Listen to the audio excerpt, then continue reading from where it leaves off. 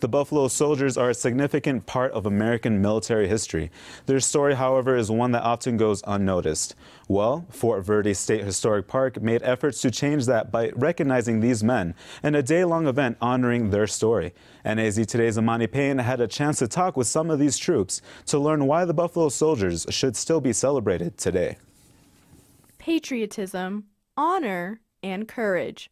All words associated with the Buffalo Soldiers. However, if you were to ask a group of kids about their legacy today, you'd be surprised to learn that many have never heard of them. Do you know who the Buffalo Soldiers were? No, I actually don't. Do you know who the Buffalo Soldiers were? No. You have no idea. I really don't.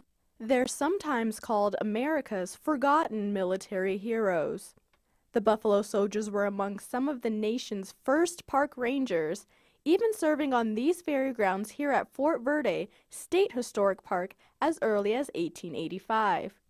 Many visitors to the park, however, are unaware by the role played by these troops. We take great pride in bringing our stories to the public because they don't know about us.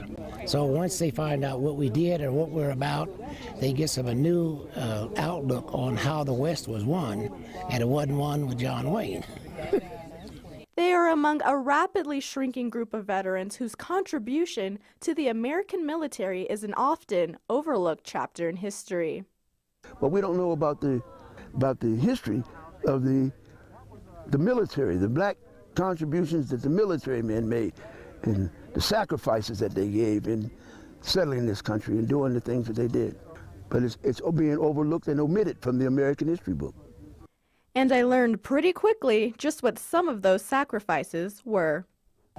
Now, to give you an idea of what the Buffalo Soldiers were working with, while on patrol they had to carry this ammunition belt, pistol, and knife. Now, this is all about 12 pounds. We also have the repeating rifle, which is anywhere from 8 to 10 pounds, plus you have the weight of the water.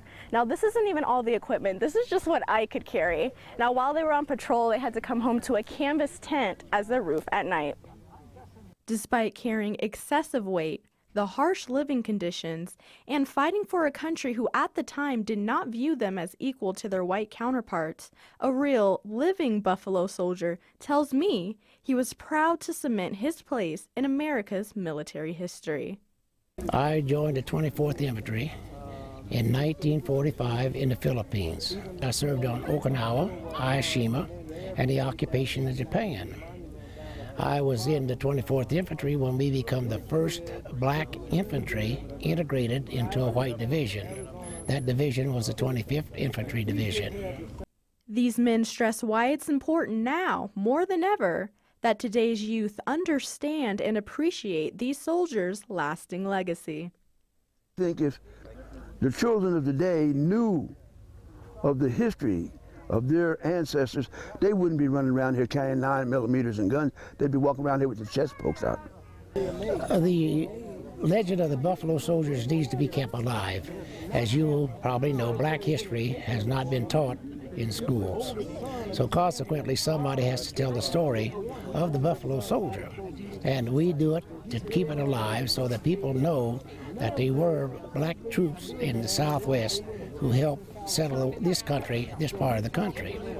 These men hope that by revisiting the history of the troops and celebrating their story, it will help to keep the Buffalo Soldiers on our memories' front lines. Emani Payne, NAZ Today.